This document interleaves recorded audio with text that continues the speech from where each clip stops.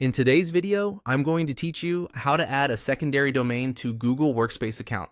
By the end, you'll know exactly how to add an additional domain to your organization so you can create users and groups on that domain while keeping everything under one Workspace subscription. Before we start, make sure you're signed in as a super administrator and that you own the domain you plan to add. First, open the Google Admin Console.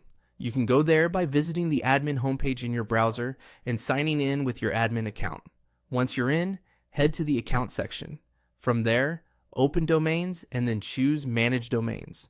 This is where all of your primary, alias, and secondary domains live and where we'll add the new one. Click Add a domain. In the field that appears, type the exact domain name you've registered without HTTP or DB it should look like. Example.com. Double check spelling here.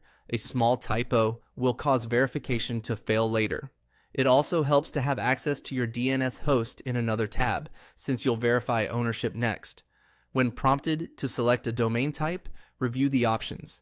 A secondary domain lets you create separate user accounts with addresses at this new domain.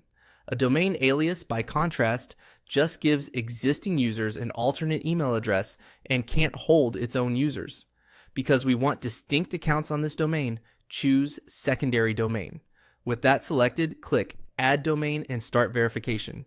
Google will walk you through proving ownership, typically by adding a TXT record at your domain's DNS provider. Keep the Admin Console tab open, copy the value Google provides, add it at your host, and then return to verify.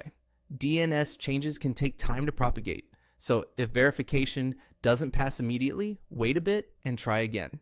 After the domain is verified, it will appear in your managed domains list as a secondary domain. From there, you can start creating users, groups, or service accounts on the new domain.